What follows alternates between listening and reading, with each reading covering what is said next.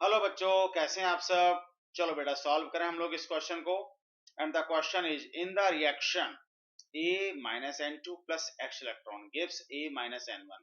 Here X will be, बेटा X का value पूछा है। ये जो X यहाँ पर है, X इलेक्ट्रॉन, वो वैल्यू पूछा है कि क्या होगा।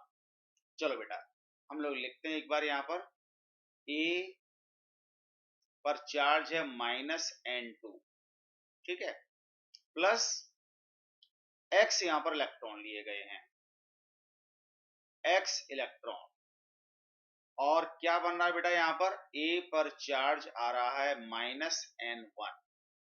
X की वैल्यू हमें बतानी। ध्यान रहे बेटा, A के साथ A पर जो भी चार्ज है, जितना भी है, उसके साथ इलेक्ट्रॉन ऐड हो रहे हैं।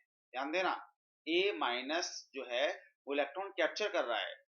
तो जो बनना है A-N2 ने इलेक्ट्रॉन को गेन किया और A-N1 बना। तो जो A-N1 बना उस पर चार्ज ज्यादा होगा A-N2 के कंपेरिजन, क्योंकि इलेक्ट्रॉन गेन कर रहा है। तो यहां पर एक बात ये क्लियर आ गई कि N2 की वैल्यू कम होगी, N1 की वैल्यू ज्यादा होगी। तो यहां से ये बात निकल के आ गई सामने, hence N2 is less than N1।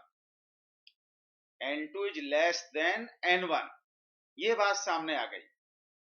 समझ रहे बेटा, क्योंकि देखो A-N2 प्लस इलेक्ट्रॉन जो भी है, 1 है, 2 है, 4 है, 10 है, जो भी है, A-N2 इलेक्ट्रॉन को गेन किया तो जो बनेगा उस पर चार्ज ज्यादा होगा ना। तो N2 is less than N1, N1 की वैल्यू ज्यादा है। ठीक है बेटा, अब हम मान लेते हैं लेट। हम क्या करते हैं, यहां पर सपोज कर लेते हैं let N2 equals to 1 and N1 equals to 2। ऐसा क्यों, अभी बोला आपको N2 की वैल्यू कम रखनी है, N1 की वैल्यू ज्यादा रखनी है। वो कितनी रख लो, कोई दिक्कत नहीं है, कितने डिफरेंस रख लो, बस N2 लोअर N1 हायर, क्योंकि ये इलेक्ट्रॉन को ऐड कर रहा है, यहां पर इलेक्ट्रॉन ऐड हो रहे हैं।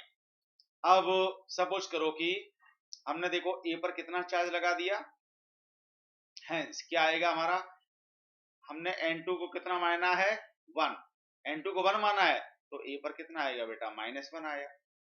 ठीक है, और प्लस यहां पर इलेक्ट्रॉन लिखा मैंने, कितना इलेक्ट्रॉन अभी पता नहीं, अभी देखते हैं। तो यहां पर N1, अब यहां कितना आएगा, N1 का वैल्यू, N2 का वैल्यू हो गया, N2 का वैल्यू हो गया 1, तो मैंने यहां पर N2 जगह -1 लिख दिया। और N1 का वैल्यू है 2, तो मैं यहां N1 की जगह लिखूंगा 2।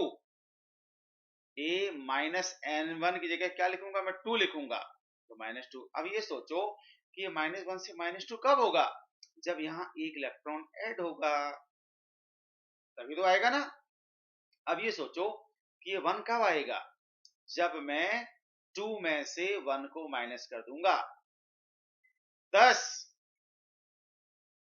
ध्यान से देखना, x की वैल्यू क्या है, ये जो x आया हमारा, ये जो आया है हमारा x, वो क्या आएगा, x इक्वल टू, ये क्या है N2, सॉरी ये N1 है, ये N1 है और ये N2 है। 10 x इक्वल टू ये वाला N1 minus N2, N1 minus N2 किया तब आएगा हमारा ये लो। इससे हमारा ये रिलेशन निकल के आ गया, समझ रहे ना।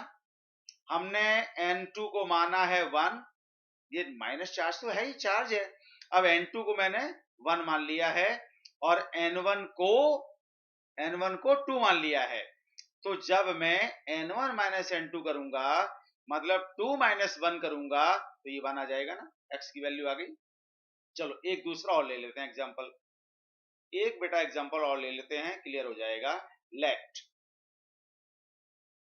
N2 इक्वल्स टू, सपोज करो 1 ही लेते हैं, ठीक है, एंड N1 इक्वल्स टू मान लो हमने 3 ले लिया, ओके 3 ले लिया, आप कुछ भी ले लो, आंसर सेम आने वाला है। हेंस अब देखो बेटा, ए के ऊपर चार्ज आप कितना लगाएंगे, N2 1 लिया है तो N2 ये रहा 1, यानी कि चार्ज हमें माइनस का 1 लगाना है, प्लस इलेक्ट्रॉन कितने अभी देखते हैं। और अब यहाँ कितना बनेगा, ए पर चार्ज कितना आएगा बेटा, माइनस N1, N1 कितना है 3, तो -3 आएगा। समझ रहे बेटा। अब देखो यहाँ कितने इलेक्ट्रॉन करें, कितने इलेक्ट्रॉन में ऐड करूं कि -1 से -3 हो जाए, 2 इलेक्ट्रॉन ऐड करूंगा ना मैं, तभी तो -3 होगा। अब ये जो 2 आएगा वो कब आएगा, 2, जब मैं 3 में से 1 को सब्ट्रैक्ट कर दूंगा, और ये 2 क्या है, x है, 10